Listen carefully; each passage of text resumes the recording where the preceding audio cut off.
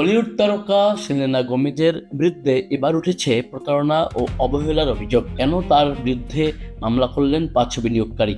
মানসিক স্বাস্থ্য নিয়ে কাজ করার লক্ষ্যে নিয়ে 2021 সালে মা ম্যান্ডি টিভির সঙ্গে ওয়ান্ডার মাইন্ড গ্লোবাল প্রতিষ্ঠা করেছিলেন সেলেনা গোমেজ।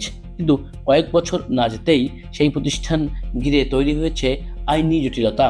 বিবিসির প্রতিবেদনে বলা হয়েছে, ওয়ান্ডার মাইন্ডের 5 বিনিয়োগকারী সেলেনা গোমেজের বিরুদ্ধে জালিয়াতি ও অবহেলার অভিযোগ এনে মামলা করেছেন। তাদের দাবি, সেলেনার নিষ্ক্রিয়তার কারণে প্রতিষ্ঠানটি আর্থিক সংকটের মধ্যে পড়েছে। মামলায় প্রায় $12 লাখ বিনিয়োগ ফেরত দেওয়ার পাশাপাশি ক্ষতিপূরণও দাবি করা হয়েছে।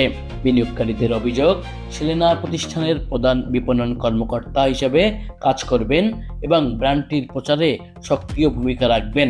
এই প্রতিশ্রুতির ভিত্তিতেই তারা বিনিয়োগ করেছিলেন, কিন্তু পরবর্তী সময়ে সেলেনা প্রতিষ্ঠানটির প্রসারে প্রত্যাশিত ভূমিকা রাখেননি বলে অভিযোগ তাদের।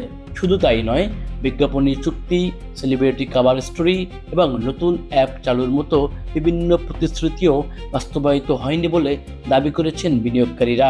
এমনকি প্রতিষ্ঠানের সংকট 3 বছর ধরে গোপন রাখা হয়েছিল বলেও অভিযোগ উঠেছে। এর আগে দ্য কাট এর অনুসন্ধান প্রতিবেদনে ওয়ান্ডার মাইন্ডের অভ্যন্তরীণ বিশৃঙ্খলা এবং সেলেনার মা ম্যান্ডি টিভির প্রশাসনিক ব্যর্থতার অভিযোগ উঠে এসেছিল। তবে গুরুত্বপূর্ণ বিষয় হলো, এগুলো এখনও বিনিয়োগকারীদের করা অভিযোগ।